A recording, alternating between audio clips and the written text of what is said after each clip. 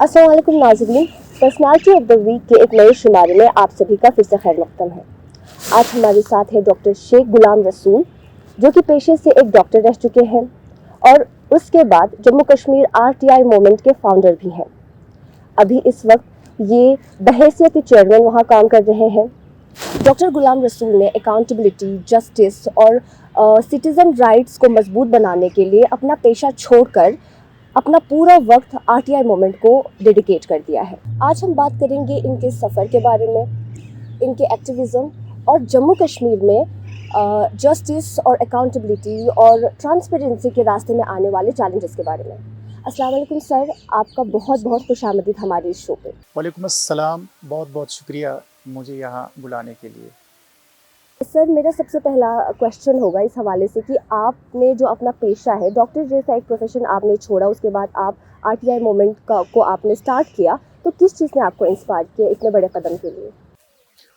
देखिए, जब सरकार ने ही मुझे मेरी पोस्टिंग रूरल एरियाज़ में करी थी और उस समय एक प्रोग्राम यहाँ चल रहा था, बॉर्डर एरिया डेवलपमेंट प्रोग्राम, जो एक मोबाइल मेडिकल सर्विस हुआ करती थी रूरल एरियाज़ के लिए, जहाँ मेडिकल फैसिलिटीज़ बहुत दूर दूर तक नहीं हुआ करती थी। जहाँ मैंने देखा लोग परेशान है राशन कार्ड को लेकर, ट्राइबल सर्टिफिकेट को लेकर, या अदर जो उनके सर्टिफिकेट्स हुआ करती थी, या रूरल डेवलपमेंट की सर्विसेज हुआ जो थी, उनका वहाँ बहुत बड़ा फुकदान था। तो हमारी लोगों के साथ डेली बातचीत हुआ करती थी और उन लोगों को मीडिया जैसी नाम की कोई चीज़ पता नहीं थी। उन लोगों को वो बहुत ही मतलब इस समाज जो हम शहरों में जिस तरह हम बातें करते थे, तो उनसे वो बहुत दूर थे, क्योंकि उनकी डेली रोज़मर्रा की कश्मकश जो है वो उनके लिए ज़्यादा परेशान कुन थी।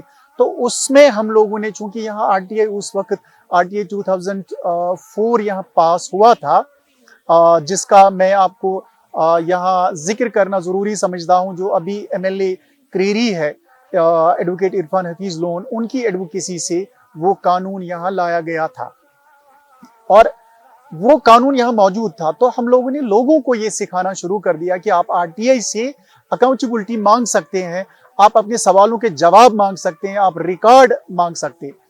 तो जब ये फाइल करना शुरू हो गया, तो उसमें लगा कि जो सर्विसेज है वो कागजों पे थी, इंदिरा आवास था, मनरेगा था, या अदर स्कीम्स हुआ करती थी, लेकिन वो चंद घरों तक महदूद रहती थी और लोगों को ये भी पता नहीं था कि उनके नाम से पैसा निकाला गया था। तो फाइनली जब RTI पहले हमारे RTI जो थे वो रूरल डेवलपमेंट में ही ज़्यादा लगते थे, PDS में लगते थे। तो उसमें दो तीन चीज़ें मैं आपको बताना चाहूँगा एज इंस्टेंस। एक में जिनको 20 साल मरे हुए थे, उनके नाम से भी जो ओल्ड एज पेंशन निकाला जाता था। जो लोग 15 साल से, 20 साल से, 10 साल से मरे हुए थे, उनके नाम के भी राशन कार्ड्स हुआ करते थे और उनके नाम से राशन निकाला जाता था। और जो असल में जो बिलो पॉवर्टी लाइन के लोग थे, उनको APL राशन कार्ड्स देते थे। तो फाइनली इस अकाउंटेबिलिटी को लेकर हम लोगों ने शोर मचाया। तो इससे एक ग्रुप बना जिसका नाम J&K RTI मूवमेंट पड़ा, और बाद में RTI मूवमेंट ने जो पहला वाला कानून था 2004 वाला, उसको अमेंडमेंट करने के लिए एक मुहिम चलाई, जो बाद में सरकार ने कंसिडर करके नया ही कानून बनाया था, J&K RTI एक्ट 2009। और उसी सफर में हम लोगों ने पहले छोटी लेवल पे RTI फाइल हुआ करती थी, फिर अर्बन यूथ ने भी बोला कि हमारे भी मसले मसाइल हैं, सिलेक्शन कुछ घरों की होती है, कुछ चंद जो कुछ सियासी वर्कर्स हैं उनके ही नाम से हुआ करती थी। फाइनली जो यहाँ बोपी है उसमें RTI फाइल हुए, जिसका एक नतीजा निकला। फिर स्कैम्स बाहर आए जिसमें बहुत सारे ब्यूरोक्रेट्स अभी जेल में भी है। और फाइनली जहाँ ये शुरू हुआ रूरल डेवलपमेंट से, PDF से, सोशल वेलफेयर डिपार्टमेंट से, ट्राइबल डिपार्टमेंट से या फॉरेस्ट डिपार्टमेंट से, बाद में इसी ग्रुप ने बड़ी लेवल की भी RTI फाइल की। मैं आपको बताना चाहूँगा एक और RTI है जो 2 जुलाई 2008 में फाइल हुआ फॉरेस्ट डिपार्टमेंट में, और वही RTI रिफॉर्म फॉरेस्ट डिपार्टमेंट को उसने रिफॉर्म किया। और आज जो आप देखते हैं, हम क्लेम कर सकते हैं जो आज 95% कम हुई, और वो उन्हीं आरटीआईज का नतीजा है। और फाइनली ये जो सफ़र करते करते हमें फिर ये ग्रुप रोज़ रोज़ बढ़ता गया, एक बहुत बड़ा प्रेशर ग्रुप बना जिसने पॉलिटिकली भी बाद में अपना इंटरवेंशन करना शुरू कर दिया। जहाँ आवाम के इंटरेस्ट्स के मुताबिक कोई एमएलए, कोई मिनिस्टर परफॉर्म करता था, उसके खिलाफ बाज़ाब्ता तौर कैंपेन्स चलने शुरू हुई। और बाद में इसका एक अच्छा खासा ग्रुप्स बने हर डिस्ट्रिक्ट में। तो मैं आपको बताना चाहूँगा 5000 से ज़्यादा आज तक वर्कशॉप्स हुए हैं यूथ के लिए, रूरल यूथ के लिए खासकर, ब्यूरोक्रेट्स के लिए भी हुए हैं, सरकारी पीआईओज, फर्स्ट एपेलेट अथॉरिटीज़ के लिए भी वर्कशॉप्स जे&के आरटीआई मूवमेंट ने सर अंजाम दिए। सर, जैसा कि आपने बताया कि आप लोगों ने इतने मोमेंट्स किए, 5000 तक आप लोगों ने यहाँ पे काउंसलिंग्स किए थे यूथ के लिए, प्रोग्राम्स आप लोगों ने इनिशिएट किए थे। सर, ये 2006 से स्टार्ट किया था आप लोगों ने? हाँ बिल्कुल, ये 2006 से शुरू हुआ था। और ये जो फिर आरटीआई मूवमेंट ने जब आरटीआईज फाइल करते थे हम लोग, और ख़ासकर ये बडगाम में शुरू हुआ था क्योंकि मेरी पोस्टिंग बडगाम में ही काफ़ी देर तक रही थी। और जो हदफ रहा था, निशाना, मिशन जो रहा था जे&के आरटीआई मूवमेंट का, एक ये था कि अमेंडमेंट हो और ताकि इस कानून को at par with central act बनाया जाए, जिसमें पब्लिक इंफॉर्मेशन ऑफिसर का होना ज़रूरी है, फिर जो इंफॉर्मेशन देगा, और दूसरा अगर इंफॉर्मेशन ये नहीं देगा उसको पेनल्टी होनी चाहिए, और पेनल्टी जो है वो कहाँ लगाई जाए, यानी उसके लिए पेनल्टी क्लाज और कमीशन का होना लाजमी था। और जो कि 20 मार्च 2009 में जो उमर अब्दुल्ला सरकार है, उन्होंने नया ही वो एक्ट लाया। और बाद में कुछ लोगों ने कहा था कि अब आरटीआई मूवमेंट का रोल जो है खत्म होता है, लेकिन नहीं, रोल खत्म कैसे होता, क्योंकि तब तक भी यहाँ इतने कानून है लेकिन वो लोगों को पता नहीं है। और चूंकि ये वाहिद वो कानून है जिसको आम इंसान इस्तेमाल कर सकता है बिना वकील के, और ये बनाया ही गया है इसलिए कि वकील का खर्चा ना हो, नंबर 1। नंबर 2, जो डेमोक्रेसी की बेसिक रिक्वायरमेंट है इन्फॉर्म्ड सिटीजनरी, और ये उसके लिए वाइटल है, जो कि सुप्रीम कोर्ट ऑफ इंडिया ने राजनारायण वर्सेस स्टेट के जजमेंट में बताया था कि आर्टिकल 21 राइट टू लाइफ तब तक अधूरा है जब तक फ्रीडम ऑफ इंफॉर्मेशन नहीं होगा। तो ये उसी से निकला हुआ है कि ये कॉन्सेप्ट, और बाद में इसने एक कानूनी शक्ल इख्तियार की मूवमेंट्स के जरिए। और जो आरटीआई मूवमेंट है इसमें फिर बाद में ये रखा गया, नंबर 1, आरटीआई मूवमेंट लोगों को अवेयर करेगी, जबकि इस कानून में 24th क्लॉज ये कह रहा है कि सरकार आवाम को अवेयर करेगी। उन्होंने नहीं किया क्योंकि वो नहीं चाहते थे कि लोग अवेयर हो और उनसे वो अकाउंटेबिलिटी मांगे, नंबर 1। नंबर 2, जे&के आरटीआई मूवमेंट ने यह भी कहा कि हम मॉनिटर करेंगे इंप्लीमेंटेशन ऑफ आरटीआई, जैसे इसमें एक कि सवालों का जवाब मिले, दूसरा जो सेक्शन 4 है वॉलंटरी डिस्क्लोजर, उसका इतलाक दिन ब दिन इंप्रूव हो, यानी 80% ऐसी इंफॉर्मेशन है जो सरकार ने वॉलंटरी डिस्क्लोज करनी है, वेबसाइट्स के जरिए, नोटिस बोर्ड्स के जरिए या कभी इश्तिहारात के जरिए, वो नहीं कर रहे थे, इसीलिए आरटीआई मूवमेंट का रोल और मजबूती से सामने आया। तीसरा, हमने कहा था कि हम लोगों को असिस्ट करेंगे आरटीआई फाइलिंग में, जिसके आपने सुना होगा बहुत जगह आरटीआई क्लिनिक्स चलाते हैं हमारे ग्रुप मेंबर्स, और ऑनलाइन उन लोगों को असिस्ट करते हैं कि ताकि बेहतर से बेहतर क्वेश्चनियर तैयार हो और बेहतर से बेहतर आरटीआई फाइल हो, और उसके बाद इंफॉर्मेशन जब हासिल की उस इंफॉर्मेशन को इस्तेमाल कैसे करें। और चौथा कि आरटीआई मूवमेंट खुद भी वाइटल और क्रिटिकल इश्यूज जहां ये आम इंसान को जवाब न दें, वहां आरटीआई मूवमेंट खुद आरटीआई फाइल करेंगे, जैसे बोपी का मसला हो, चाहे फॉरेस्ट कंजर्वेशन का मसला हो, चाहे यूनिवर्सिटीज का रिसर्च प्रोग्राम्स का मसला हो, जो बड़े बड़े मसले थे उनमें जे&के आरटीआई मूवमेंट ने खुद एज मूवमेंट आरटीआई फाइल किए। और उसका एक बड़ा पॉलिसी लेवल जो मैं जिक्र करना चाहता हूं, जहां शुरुआत राशन कार्ड से हुई, जहां शुरुआत इंदिरा आवास के आरटीआई से शुरू हुई, वही Tosa Maidan 4th largest firing range of India, उसकी इंफॉर्मेशन आरटीआई से निकाली गई और उस इंफॉर्मेशन को कोलेट करके उसके बाद एक एनालाइज करके एक एडवोकेसी नोट तैयार करके एक मूवमेंट चली, जो बाद में उस मूवमेंट के जरिए उस इनिशिएटिव का नाम ही रखा गया था तोसा मैदान बचाओ फ्रंट। ये अब तक आरटीआई मूवमेंट का सबसे बड़ा अचीवमेंट है, जिसके जरिए 4th लार्जेस्ट फायरिंग रेंज बंद हुआ और 50 साल के बाद तोसा मैदान एरिया जो बडगाम में पड़ता है, 10,000 पेस्टोरल फैमिलीज को रिलीफ मिला और मरना, जख्मी होना, नुकसान होना बंद हो गया और वो लोग आज मेन स्ट्रीम लाइफ में पार्टिसिपेट कर रहे हैं। और वहां हमने ही एक model community driven adventure and rural tourism model दे दिया सरकार को कि यहां ये मॉडल चलेगा, वो वाला नहीं जो गुलमर्ग, सोनमर्ग और पहलगाम में जिससे तबाही हुई एनवायरनमेंट को, जिससे तबाही हुई ग्लेशियर्स को, पास्चर्स को, फॉरेस्ट्स को, स्ट्रीम्स को, और उसने हमें फायदा देने से ज्यादा नुकसान पहुंचाया।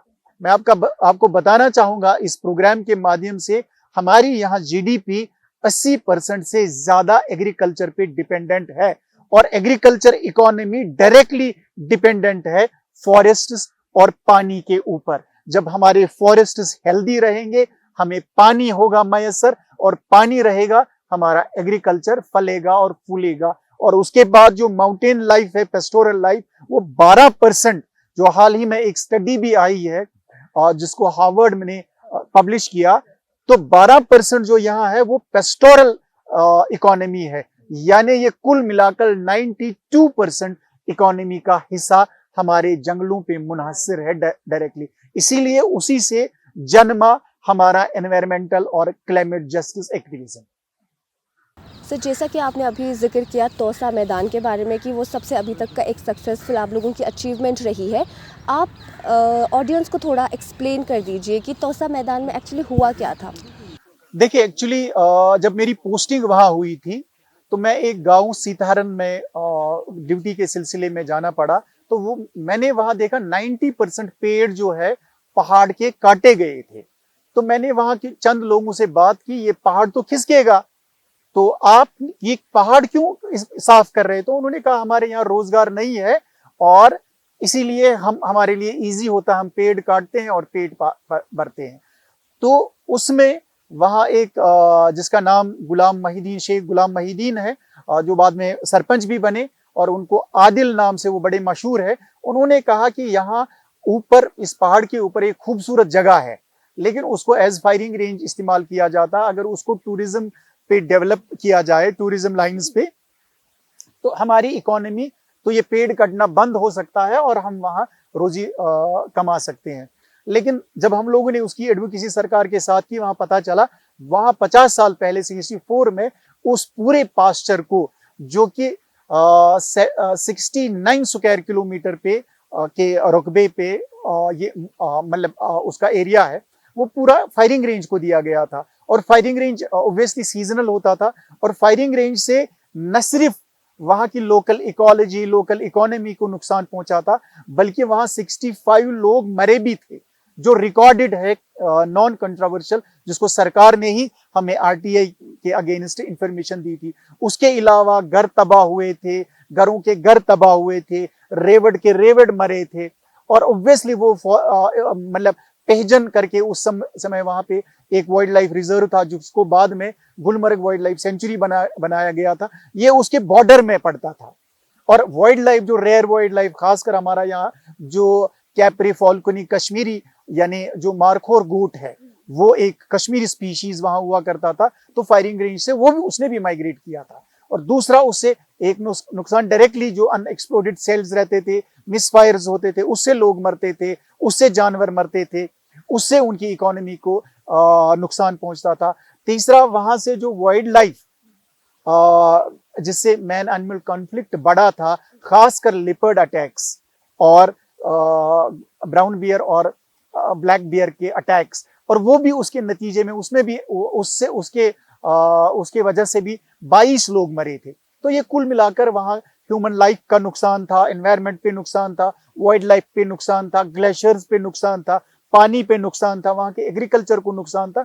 तो ये बहुत सारे नुकसान जो अवाम पे थे, और अल्टीमेटली वहाँ का जो लोकल अवाम मुश्किलात से दो चार था। और पॉलिटिशियंस उनको वोटिंग के वक्त उनको वादा करके कि ये बंद हम कराएंगे, बाद में उनको चेहरा नहीं दिखाते थे। तो वहाँ के लोकल्स के साथ मिलके हम लोगों ने ये सारे फैक्ट्स पॉइंट्स एक डॉक्यूमेंट में डाले, और उसके बाद एक मूवमेंट चलाई जो यहाँ बहुत बड़ी सोशल मूवमेंट चली, और नॉन वायलेंट प्रिंसिपल्स पे चली, डेमोक्रेटिक उसूलों पे चली, जो जिसमें बिल्कुल वायलेंस नहीं हुई। उसमें लोग अवेयर किए गए, किसी ने आर्टिकल्स लिखे, किसी ने लोगों को अवेयर किया, अल्टीमेटली सरकार के साथ एडवोकेसी की। और वो क्रेडिट भी मैं इस वक्त की सरकार, नेशनल कॉन्फ्रेंस की सरकार, उमर सरकार को देना चाहता हूं। जब हम लोगों ने वो एडवोकेसी डॉक्यूमेंट उनके सामने पेश किया, उन्होंने कहा कि हमारी सरकार में ये लीज एक्सटेंड नहीं होगा, और फाइनली 18 अप्रैल 2014 को लीज खत्म किया गया, और तोसा मैदान उम्र भर के लिए अवाम के नाम वक्फ किया, जहां हम आज community driven adventure and rural tourism कर रहे हैं। ये वो मॉडल टूरिज्म का है जिससे जो जमानत है लोकल इकोलॉजी महफूज रहेगी। दूसरा, जो इस टूरिज्म से, कम्युनिटी टूरिज्म से पैसा जनरेट होगा, वो वहां के अवाम को मिलेगा। तो हम चाहते हैं यही मॉडल और जगहों पे भी रेप्लिकेट हो, क्योंकि सबसे बड़ा चैलेंज जो है हमारा पहाड़ बचाना, पानी बचाना, ग्लेशियर बचाना। फिर उसके साथ हमारा हेल्थ भी जुड़ा हुआ है। आप अभी अलग अलग बीमारियां देख रही हैं, और हम ये भी मानते हैं कि जो कैरिंग कैपेसिटी से ज्यादा टूरिस्ट्स आते हैं, कि एक जगह को होस्ट करने के लिए अगर 10,000 टूरिस्ट्स कर सकती हैं वहाँ होस्ट, लेकिन वहाँ 1 लाख आता है, 10 लाख आते हैं, तो वो वाला टूरिज्म का इलाज भी community driven adventure and rural tourism है। सर, मेरा अगला सवाल आपसे ये है कि कोई भी तरह की कोई भी मूवमेंट होती है तो उसको शुरू करना बहुत ही ज़्यादा चैलेंजिंग होता है, बहुत ही ज़्यादा टफ होता है। स्पेशली कश्मीर जैसी जगह में आरटीआई मूवमेंट ड्राइव करना आपके लिए कितना चैलेंजिंग रहा? कितने चैलेंजेस अभी तक आप देख चुके हैं इस चीज़ में? हाँ, इनिशियली डेफिनेटली आरटीआई मूवमेंट जब इनिशिएट हुआ था, शुरू हुआ था, तो काफ़ी सारे चैलेंजेस आए थे। मेरे ऊपर काफ़ी सारे एफआईआर्स लगे थे, जो अभी लास्ट ईयर ही 5 खत्म हुए। और लेकिन आज आरटीआई मूवमेंट का दायरा इतना बढ़ गया है, लोगों का जुड़ाव इतना बड़ा है, लाखों की तादाद में इसके मेंबर्स बन चुके हैं। तो ये अपने आप में अब ये एक कैडर बेस ग्रुप तैयार हुआ है, और अब वो चैलेंजेस नहीं हो सकते। जो हमारे आज के यूथ हैं उनके खिलाफ उस तरह के एफआईआर्स नहीं लगते। लेकिन इनिशियली डेफिनेटली ये चैलेंजिंग था। सरकार हमें हजम नहीं करते थे, क्योंकि उनको, जो यहाँ के ट्रेडिशनल पॉलिटिशियंस थे, उनको लगता था कि जो आरटीआई मूवमेंट से लीडरशिप उभर के आई है, तो ये हमारी कहीं ना कहीं लीडरशिप को खत्म करेगी। तो वो उस तरह, वो उनको भी ये पॉलिटिकली थ्रेट लग रहा था। और भी जो यहाँ जो यहाँ की सिक्रेसी से पैसे कमाते थे, उनको भी जो आफत ट्रांसपेरेंसी से आई थी, उनके खिलाफ उनको भी लगता था कहीं ना कहीं ये हमारे ऊपर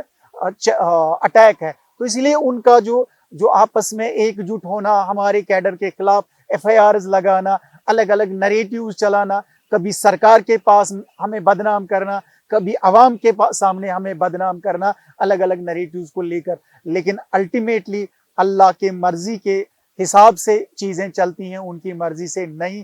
इस ग्रुप ने साबित कर दिया, ये मुखलिस है, इखलास वाला है, मिशन ओरिएंटेड है। इनका मिशन जो है वो अकाउंटेबिलिटी है, ट्रांसपेरेंसी है, गुड गवर्नेंस है, और वेलफेयर स्टेट बनाना है इस सरकार को, जो हमारी टैक्सेस से चलती है, जो हमारे वोट से चलती है। और इसी मोमेंटम से यहाँ पार्टिसिपेटरी डेमोक्रेसी जो है उसका कॉन्सेप्ट भी और दायरा भी बढ़ गया है। तो इसीलिए मैं नहीं समझता हूं कि अब वो चैलेंजेस रहे या आने वाले लोगों के लिए वो चैलेंजेस हो सकते हैं। आपने मार्जिनलाइज्ड ग्रुप्स के लिए बहुत ज़्यादा काम किया है। आप मुझे बता सकते हैं कि जो मार्जिनलाइज्ड कम्युनिटीज़ हैं उनको किस तरह के प्रॉब्लम्स या चैलेंजेस वो उनको फेस करने पड़ते हैं? देखिए, सबसे पहले हमें ये समझना पड़ेगा कि यहाँ के मार्जिनलाइज्ड ग्रुप्स जो है वो कौन कौन है। अगर हम बड़ी लेवल पे बात करें, गुजर है, बकरवाल्स है, चौपान्स है और इंडिजीनियस फिशर फोक है, जो अब सुकड़ कर सिर्फ वुलर में रहते हैं। 19 विलेजेस है वुलर शोर्स पे जो रहते हैं, तो उनके अलग अलग इश्यूज है। और जो बेसिकली जब हम देखते हैं गुज्जर, बकरवाल्स, चौपान्स, ये पेस्टोरल कम्युनिटीज है। इनका लाइवलीहुड जो है पेस्टोरल प्रैक्टिस पे डिपेंडेंट है। उनके चैलेंजेस डिफरेंट थे। उनको कभी कोई एरिया टूरिज्म डिपार्टमेंट ले रहा था तो टूरिज्म डेवलपमेंट अथॉरिटी उनको बोल रही थी कि आप पास्चर्स को गंदा कर रहे हैं। और कभी गुजर्स वो डेंस फॉरेस्ट्स में अक्सर उनकी ग्रेजिंग होती है और वो डेंस फॉरेस्ट्स के ऊपर डिपेंडेंट है, तो उनको बोलती थी कि आप जंगल खराब कर रहे हैं। चौपान उसको इसी तरह कभी टूरिज्म के नाम पे, कभी स्ट्रेटेजिक एरिया कोई डिक्लेयर हुआ उसके नाम से, कभी जैसे पहलगाम का आप जो अमरनाथ वाला यात्रा रहता है, आपको ये भी मैं बताना चाहता हूँ, वहाँ 20,000 से ज्यादा पेस्टोरल कम्युनिटी को उस समय माइग्रेट करना पड़ता था। तो ये जो फॉरेस्ट डिपार्टमेंट उनको कभी बोलता था आप एनक्रोचर हो, कभी कुछ बोलता था, तो उनका जो कॉन्फ्लिक्ट मेनली फॉरेस्ट डिपार्टमेंट के साथ रहता था। तो इसीलिए हमारे ग्रुप ने एक एडवोकेसी शुरू की थी कि हमारे यहाँ पहले फॉरेस्ट राइट्स एक्ट लागू नहीं था, जबकि मेनलैंड इंडिया में 2006 में ये पास हुआ था। तो हमने इसका इनैक्टमेंट और एक्सटेंशन के लिए मुहिम चलाई, जो कि बहुत कम, जो उनके खुद के जो गुजर लीडर्स, पॉलिटिकल लीडर्स, वो भी उसका साथ नहीं देते थे। तो फाइनली जब 2019 के बाद बहुत सारे लॉज ऑटोमेटिकली यहाँ एक्सटेंड हुए, उनमें एक फॉरेस्ट राइट्स एक्ट भी है जिसको बाज़ाब्ता तौर मार्च 2020 में यहाँ इनैक्ट किया गया। और उसके तहत 2 तरह के हुकूक है फॉरेस्ट डिवेलपर्स को फॉरेस्ट के ऊपर। Number 1, individual forest rights. उसमें अगर कोई उनके पोसेशन में फॉरेस्ट लैंड है या रह रहे हैं या खेती करते हैं, वो एक बाज़ाब्ता क्लेम करके उसको हासिल कर सकते हैं। और दूसरा कम्युनिटी फॉरेस्ट राइट्स, और उसमें जैसे कोई पास्चर है, उसमें वो सीजनली माइग्रेट करते हैं, तो वो एक का नहीं होता बल्कि पूरी एक कम्युनिटी का होता है। वहाँ CFR ग्राम सभा का इनाकाद करके उसको डिक्लेयर कर सकते हैं एज CFR, और रूट्स डिक्लेयर कर सकते हैं। और इस लॉ के जरिए इनके राइट्स, जो फॉरेस्ट डिवेलपर्स है, ट्राइबल और नॉन ट्राइबल, इनके राइट्स ओवर फॉरेस्ट रिकॉग्नाइज किए गए हैं। नंबर 1। नंबर 2, जो हिस्टोरिकल मिस्टेक्स है उनको करेक्ट करने का इस कानून के जरिए एक प्रावधान मौजूद है। तो उसके जरिए हम, चूंकि आपको मैंने इनिशियली बताया, जो लॉज है, ये कानून जो है किताबों में रहते हैं, और सरकार नहीं चाहती है कि वो अवाम के खादिम बने, जो कि असल डेमोक्रेसी का रूह है। तो फाइनली जो फॉरेस्ट राइट्स कोलिशन के नाम से कोई 40 के करीब ग्रुप्स का इकट्ठा एक इत्तेफाक हुआ है, और इन्होंने ये ग्रुप इकट्ठे बनाए, और उसके जरिए हम फॉरेस्ट डिवेलपर्स को इंडिविजुअल फॉरेस्ट राइट्स दिलाते हैं, क्लेम्स फाइल करने में असिस्ट करते हैं। सेकेंडली, जो आज तक 32 ग्राम सभाज आज तक हुए, जिनके जरिए 10,000 से ज्यादा स्क्वायर किलोमीटर फॉरेस्ट को कम्युनिटी फॉरेस्ट डिक्लेयर कराया गया, जो कि अभी फाइनल सरकार ने नहीं किया, अभी पेंडिंग है। उसकी अलग अलग वेरिफिकेशंस चल रही है, अलग अलग फेजेस से वो गुजर रहा है।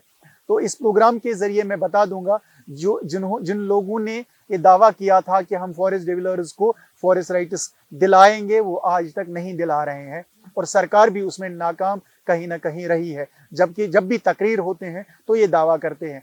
तो ये फॉरेस्ट राइट्स कोलिशन एक फॉरेस्ट डिवेलपर्स को फॉरेस्ट राइट्स दिलाना, उनको असिस्ट कराना किस तरह, और जो कैंपा के जो तारबंदी होती है उसको रोकना, लेकिन साथ में इस कॉन्सेप्ट को भी उजागर करना कम्युनिटीज के लिए, और उसमें ये प्रोविजन डाला जाता है कि कम्युनिटी खुद, एक तो वो मैनेज फॉरेस्ट्स को करेंगे, दूसरा वो कंजर्वेशन भी खुद करेगी, प्लांटेशन भी करेगी, और जो बायोडाइवर्सिटी यहाँ की है उसका वॉइस यूज करेगी और सस्टेनेबल यूज करेगी, एक ही साथ सबको नहीं निकालेगी। तो ये भी मैं मानता हूं कि जो तीसरी बड़ी मूवमेंट है जो अभी एक इनकिलाब की ओर बढ़ रही है कि फॉरेस्ट डिवेलर्स का ओनरशिप यहाँ के माउंटेन्स के ऊपर, यहाँ के पहाड़ों के ऊपर, यहाँ के पानियों के ऊपर अब होना ही होना है। और फॉरेस्ट डिपार्टमेंट को अब ये एक्सेप्ट करना चाहिए कि फॉरेस्ट राइट्स एक्ट है, वो कस्टोडियन है, लेकिन मालिक फॉरेस्ट डिवेलर्स है, जो फॉरेस्ट डिपार्टमेंट के वजूद से पहले सेंचुरीज वही इनका देखभाल करती थी। तो गुजर को एंटी फॉरेस्ट ना देखा जाए, बल्कि उसको कंजर्वेशनिस्ट के तौर पे देखा जाए। ये मेरी एक मैसेज है इस प्रोग्राम के जरिए। देखिए, गुजर, बकरवाल और चौपान या other forest traditional forest dwellers के अलावा यहाँ की जो एक अहम एक इंडिजिनस कम्युनिटी है, जो हमारे रिवर्स के कस्टोडियंस थे, जो हमारे पानियों को साफ रखते थे, तो उनको आज बोला जाता है, वो खासकर अब सुकट कर वुलर के 19 गांवों में रहते हैं, जो ट्रेडिशनली वुलर के ऊपर डिपेंडेंट है। वुलर में वो फिशिंग करते हैं, वुलर से वो चेस्टनट निकालते हैं, वुलर से वो पहले लोटस स्टेम यानी कमल की ककड़ी नदरू निकालते थे, जो कि अब वुलर में नहीं रहा 2014 के सैलाब के बाद। जो वो भी एक भूली हुई एक कम्युनिटी है, जिसके लिए हम एडवोकेसी कर रहे हैं कि उनको लैंड राइट्स होने चाहिए। उनको भी आजकल बोलते हैं कि आप, वो सेंचुरी से वुलर शोर्स पे रहते थे, ठीक है, वो और वुलर बरसों से, सेंचुरी से इकट्ठे रहते आए थे, और वुलर ठीक था जब तक वो थे। और जब से ये human intervention, so called urban development narratives चले हैं, तब से ही वुलर हमारा खराब हो चुका है। और वुलर हमारे लिए एक वाटर ड्रेनेज सिस्टम जो कश्मीर का है, वुलर उसमें बहुत ही अहम रोल अदा करता है। इसीलिए वुलर कम्युनिटीज को बचाना भी उतना ही जरूरी है जितना वुलर, और वुलर बच ही नहीं सकता वुलर कम्युनिटीज के बगैर। तो उनके लिए भी ये ग्रुप अलग से जो है एडवोकेसी करती है। उनको लैंड राइट्स होनी चाहिए, उनके वाटर के ऊपर राइट्स होनी चाहिए। और जो अभी ये वुकमा का नरेटिव है, जबकि ये वुकमा बना था कंजर्वेशन करने के लिए, कंजर्वेशन अथॉरिटी बनी थी, इनका फोकस टूरिज्म के और ज्यादा चला गया है। तो उस टूरिज्म फोकस से उनको रोक कर कम्युनिटी डेवलपमेंट के जो ट्रेडिशनल लाइवलीहुड है, उनको उजागर करके वुलर कंजर्वेशन और वहां की कम्युनिटी की कंजर्वेशन इकट्ठा होना चाहिए। उनको जो लैंड है, जिस तरह फॉरेस्ट डिवेलर्स को लैंड अलॉट की जाती है, उन लोगों को भी लैंड अलॉट होनी चाहिए। उनके जो मेन लाइवलीहुड है या लीन पीरियड, अच्छा मैं आपको ये बताना चाहता हूं कि जब ब्रीडिंग पीरियड होता है फिश का, वो उस समय फिश कैच नहीं करते। और जो अभी मैकेनाइज्ड फिशिंग करते हैं ग्रीडी लोग, वो देखते ही नहीं है कि वो सिर्फ उनका काम रहता है कि मछली पकड़ना। और जिससे मैं आज आपको बताना चाहूंगा इस प्रोग्राम के माध्यम से, जो क्वांटिटी है फिश का और क्वालिटी है, वो दोनों कम हो चुके हैं। हमारे यहाँ 63 स्पीशीज फिश जो ऑन रिकॉर्ड है सरकारी दस्तावेजात में, हमारे यहाँ हुआ करती थी, और जो अब सुखट कर 13 तक रही है, जिनमें 4 ऑफन है, 9 रेयर है। और अगर अभी हाल ही में जो अभी मीडिया में हम लोगों ने ही उसको उजागर किया था, जो हमारी यहाँ ट्रेडिशनल अपनी इंडिजिनियस फिश शीजोथोराकस, जिसको कर्शर गार्ड भी बोलते हैं, जिससे कश्मीरी एक डेलिकेसी, हेरिटेज डेलिकेसी बनते थे, फरिहाक मशहूर यहाँ की डेलिकेसी, तो वो अब खतरे में है।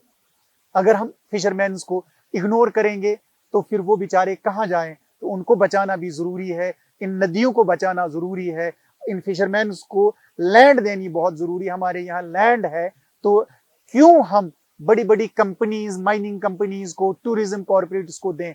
पहले हम इन इंडिजिनियस कम्युनिटीज का वेलफेयर देखें, वो चाहे गुजर बकरवाल हो, चौपान हो, और या इंडिजिनियस फिशर फूक हो, तो उनको देखना। सर, आखिर में आपसे ये सवाल है कि जो हमारे जितने भी ऑडियंस है जो आरटीआई का एक इफेक्टिवली यूज़ करना चाहते हैं, आप उनसे क्या कहना चाहते हैं?